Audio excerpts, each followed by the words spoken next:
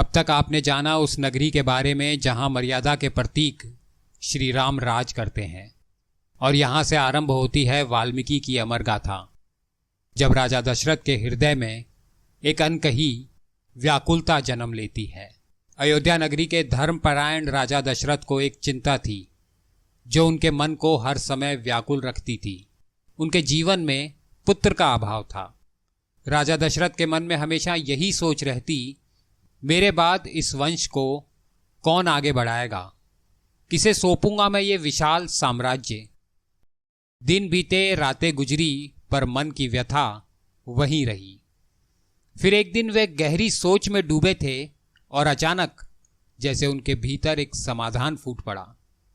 क्यों ना मैं अश्वमेघ यज्ञ करवाऊं, शायद इससे मुझे संतान की प्राप्ति हो। विचार पक्का होते ही उन्होंने तुरंत अपने मंत्री सुमंत को बुलाया और आदेश दिया, सुमंत, जाओ मेरे सभी गुरुजनों और विद्वान पुरोहितों को आमंत्रित करो। कुछ समय में ही वेदों के ज्ञाता ऋषि मुनि राजसभा में उपस्थित हुए। राजा दशरथ ने उन्हें आदरपूर्वक प्रणाम किया और भावुक होकर बोले, महर्षियों, मैं पुत्र रहित होने के कारण निरंतर दुखी रहता हूं। मेरे लिए राज्य का सुख भी अधूरा सा लगता है। मैंने निश्चय किया है कि पुत्र प्राप्ति के लिए अश्वमेघ यज्ञ करूं। सभा में एक गहरा सा मौन छा गया। फिर राजा ने अपने पुरोहित और मंत्रियों की ओर देखा और कहा, मैं चाहता हूं कि यह यज्ञ शास्त्रों के अनुसार विधि पूर्वक हो। आप सभी विचार करें कि कैसे मुझे पुत्र की प्राप्ति हो सकती है। उनकी बात सुनकर गुरु वशिष्ठ मुस्कुराए और बोले, महाराज, ये निर्णय अत्यंत शुभ है।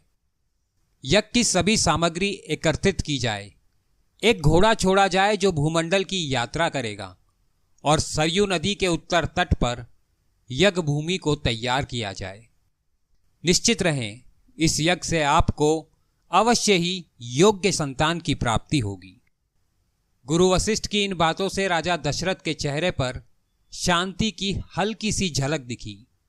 उन्होंने तुरंत अपने मंत्रियों को आदेश दिया, गुरुजनों की आज्ञा के अनुसार सभी सामग्री जुटाई जाए।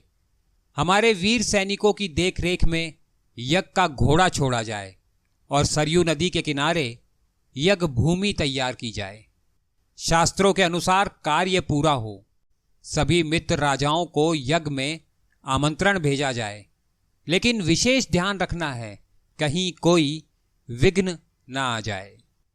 ब्रह्म राक्षस अक्सर ऐसे शुभ कार्यों में बाधा डालने का प्रयास करते हैं। अगर यज्ञ शुद्ध विधि से ना हो तो उसका फल नहीं मिलता, बल्कि संकट आ जाता है।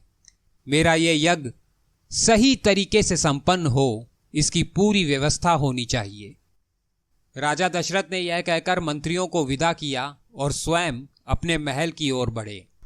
महल में जाकर उन्होंने अपनी रानियों कौशल्या, कैकेयी और सुमित्रा से बड़े स्नेह से कहा, देवियों, दीक्षा ग्रहण करो, मैं पुत्र प्राप्ति के लिए यज्ञ करूंगा। राजा के इन कोमल और प्रेम भरे वचनों को सुनकर रानियों के मुखमंडल पर ऐसा तेज छा गया जैसे वसंत ऋतु में कमल खिल उठते हैं। क्षणभर को शब्द थमे हैं, पर आदि काव्य की लय युगों तक गूंजती है। उस अनंत ध्वनि का शाश्वत संदेश आपके हृदय में अनंत प्रेरणा जगाए।